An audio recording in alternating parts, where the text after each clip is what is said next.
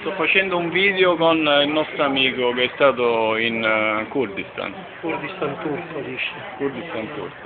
Allora, questa manifestazione si svolge il 20... Si svolge ogni 21 marzo in tutte le città del Kurdistan turco e anche in altre città della Turchia dove vivono molti turchi, Nevroz. il Nevroz, tipo Istanbul, dove ci sono centinaia di migliaia di curdi che sono scappati lì dalla guerra. Niente, questa è la manifestazione, è una di quelle a cui ho partecipato nel 2006 e come ogni anno, è il Nevroz in cui si chiede il rispetto per il popolo curdo di poter parlare la loro lingua, poter andare a scuola e parlare in curdo, poter avere i loro ospedali, non dover rischiare di scomparire, di divenire desaparecidos, ecco. E qual è il problema più grande nel Kurdistan rispetto ai paesi confinanti? Perché questo Kurdistan non è lasciato libero, indipendente e decidere del proprio futuro? Perché il Kurdistan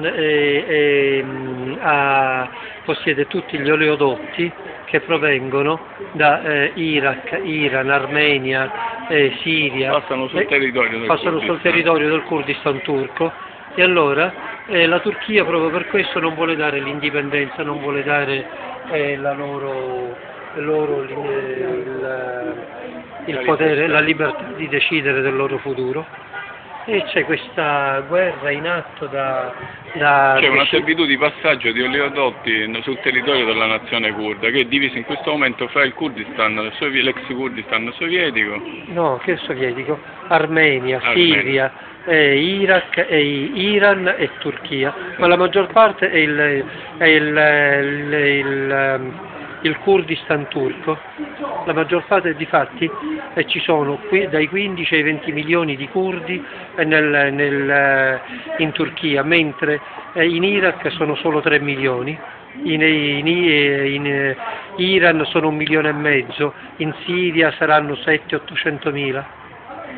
Quindi questo popolo è diviso in 4 nazioni, diciamo, 4-5 nazioni, ed è in un punto strategico del pianeta, perché sul suo territorio passano gli oleodotti. Poi un altro fatto strategico fondamentale del Kurdistan è l'acqua. L'acqua? Lì, non solo l'acqua, lì praticamente in Kurdistan ci sono molti giacimenti. Non solo di acqua, ci sono i fiumi, passano dal Kurdistan turco i fiumi storici che sono il Tigri e l'Eufrate, e adesso loro, i turchi... Che serve per fare il petrolio, l'acqua serve per fare il petrolio, quindi è strategico per tutti i paesi che producono petrolio e che vogliono fare raffinare il petrolio. E allora loro hanno intenzione di deviare il corso del Tigri e dell'Eufrate e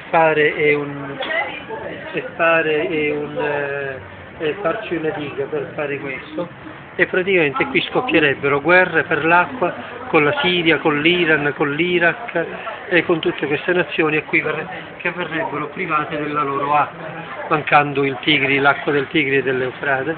E questa è una cosa, non solo, lo vorrebbero fare sommergendo una città importantissima come Asankaya, che praticamente è patrimonio culturale dell'umanità.